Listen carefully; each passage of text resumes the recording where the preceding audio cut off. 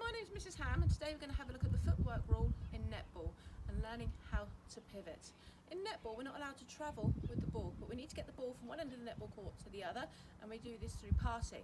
However, we're not always going to be able to pass forwards. We may have to turn to face the other direction to be able to pass to behind us or to one side to try and avoid the attacker. We're going to learn this by just starting by walking around your concrete. When I say freeze, I'd like you to keep still straight away. Walking around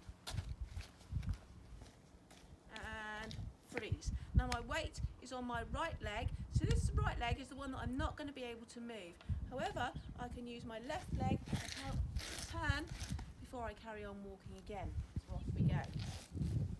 And freeze. So I'm now going to be pivoting on my left leg to turn direction before I carry on. That left foot didn't come off the floor while I was pivoting. Once more, and freeze, right foot, pivot, change direction, carry on going. And freeze, pivot, carry on going. Now in netball, sometimes we jump to catch the ball. So if we were to jump to catch the ball, and I was to jump and land on my right leg, it's important that I don't then take my right leg off of the floor until I've released the ball again. So I jump, right leg. Now this foot must stay on the floor. I can pivot, change direction. Now if I was to jump to catch the ball, land on the left leg can't move. I can pivot, round and off we go. So we're just going to try that as we're jogging around our netball court. I'm going to say jump, land on the right foot, can't move the right foot, pivot, carry on jogging. Jump, left, down, pivot, carry on jogging.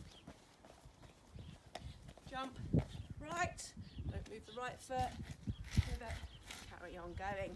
So what happens if we're going to be jumping in netball and we actually land on 2 feet, which we can do sometimes. So if that happens, you can decide which foot you're going to move first.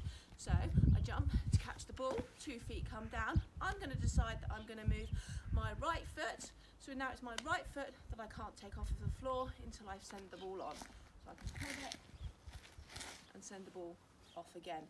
So watch carefully. So I'm going along, jogging around. Both feet. So I'm going to choose the left foot to take that step. Can't move that left foot, but I can use my right foot to be able to turn round before I can pass the ball back on again. So we're just going to try that one with the netball. My partner's just going to send the ball into me. Here we go. My left foot went down first, so I'm just going to pivot on that foot and I'm going to send it straight back. I'm going to go back again, run. My right foot went down first this time, so I can't move that foot. I can pivot on it to be able to send it back. Again, this time I'm going to have a go jumping with both feet. I'm going to choose my right foot, pivot, send it back. Okay, so once more, I'm running in. My left foot went down first. I've got to keep this foot on the floor. Pivot, send back. Again. Right foot went first. Pivot, send back. Jump both feet. I'm choosing right foot. Pivot and back again. Okay, so just going to have a go at doing that a few times. I'm going to ask my partner to send me the ball. I'm going to pivot around 360 degrees, send it straight back. My partner's going to do the same, pivot round and send back.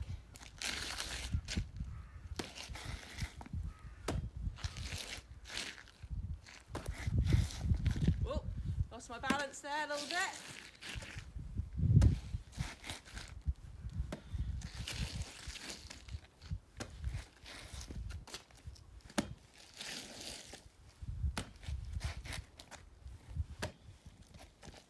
Okay, so just focus on one thing at a time for a moment. When you're doing the footwork rule, don't worry too much about your passing to begin with. Use the chest pass to practice that footwork rule when you're passing backwards and forwards, just to keep it nice and simple. Have a try and see how you get on.